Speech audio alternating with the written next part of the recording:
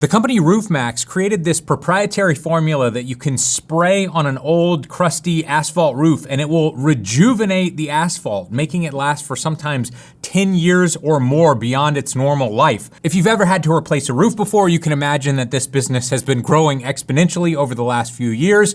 And recently, they have pledged to donate a huge amount of their profits each year to the Dave Thomas Foundation. Yes, that Dave Thomas. And if you're unfamiliar with his foundation, they are responsible for finding forever homes for over 13,000 kids in foster care. Now, there's going to be a lot of press around this partnership, and so I was hired to shoot lifestyle photographs of their CEO, Mike. Normally, I'd pack up a camera and a strobe light, but for this job, they asked for something very specific. They wanted me to focus on photographs, but they asked if I could get a few video clips as well. So I had a decision to make. Did I want to shoot with strobes inside, and then when I shot video, it would just look different? Or did I want to shoot everything inside with an incredibly powerful LED light so that I could get consistent looking shots in both photo and video?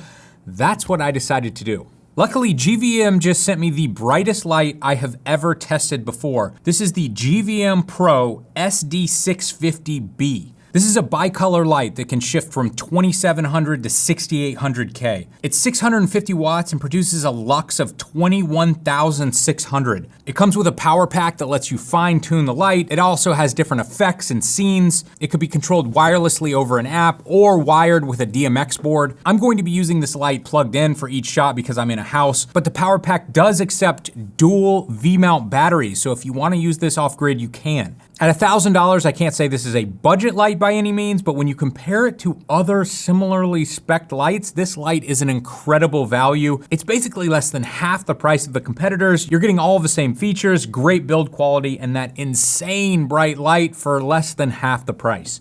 When we walked up to Mike's house, we noticed that he had this really cool weathered front door. But I thought it looked awesome, especially with this natural beam of light cutting the door in half. So we're using the GVM SD650B Pro. This light is unbelievably bright. It's like replicating the sun.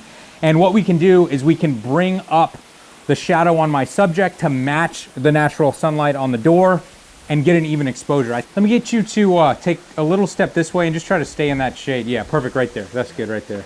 Before I even turn this light on, Mike warned me that he was a squinter, and he wasn't lying. This was something that I had to deal with for the entire shoot, and so when I noticed it was getting really bad, I told Mike to close his eyes, I would count down, and then take a shot real quick right when he opened them. Now, this is a great example of why strobes are still very important. It would have been much easier to photograph him without dealing with all the squinting if I had used a strobe instead of the hot light. But of course, getting this shot on video would have been absolutely impossible with a strobe. So I still chose the right tool for the right job. Next up, we moved inside, and the marketing team specifically asked me to get shots of Mike drinking coffee, working on his laptop, and reading a book. So we started in the kitchen. I really wanted to make these shots work with just natural light, but I wasn't able to get a correct exposure on him and the background at the same time just because of the placement of the windows. We were getting extremely harsh light coming through some windows, and then on adjacent walls, we might not have any windows at all, and it was just black on the other side. So to get a more even exposure, I still turned on the LED light. Now, the most difficult shots were the ones taken on Mike's back porch because we wanted to get the view in the shot, but the porch was completely covered by shade. As you can see, I'm being lit by two different light sources. One, the sun coming this way, and then my artificial sun right here. I think I'm gonna have Mike looking this way, and then we're gonna be able to get the beautiful background behind him. Let's see if we can pull it off. Looking directly into the sun or this light is not comfortable at all, so I tried to position myself to the side of the light so Mike could look past it rather than directly into it. Once again, I got him to close his eyes and I would count down and then shoot an image right as he opened them. Close your eyes for me and relax for a second. 3, 2, 1, open. Nice, that looks great.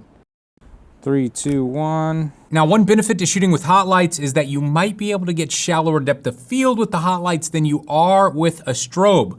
Let me explain. I'm photographing and filming everything for this shoot with the Sony a7 IV. The lens I'm using is the Tamron 35-150 f2 to 2.8. And when I was prepping for this job, the client sent me a bunch of example images that they wanted me to try to recreate, and all of them had shallow depth of field. And so I knew going in that I was going to shoot every image at f2 or f2.8. Now, for many of these shots, I'm shooting at 1/2000th of a second or 1/4000th of a second to get a correct exposure while also keeping my aperture as wide as possible. Now, almost every camera has a maximum sync speed. I believe Sony's is around 1/200th of a second, and that's going to stop me from going any faster with the shutter speed. Now, some strobes do allow you to push beyond that and go into a high-speed sync mode, but to do that, you're going to be losing a ton of flash power. Now, in the near future, Sony does have the first ever global shutter camera coming out, and that camera will be able to sync with a strobe at any shutter speed, so it won't be an issue with that camera. But for almost every other camera on the market, to get shots like this with direct sunlight, you're either going to have an extremely powerful strobe or an extremely powerful constant light like I have. I just heard back from the CEO as well as the marketing team. Everybody's thrilled with the photographs. If you have an old asphalt roof, you might want to consider giving Roof Max a call before replacing the entire thing. If you're considering adopting a child or maybe donating to help foster children, check out the Dave Thomas Foundation. And if you happen to be in the market for a light that's as powerful as the sun, check out GVM's SD650B.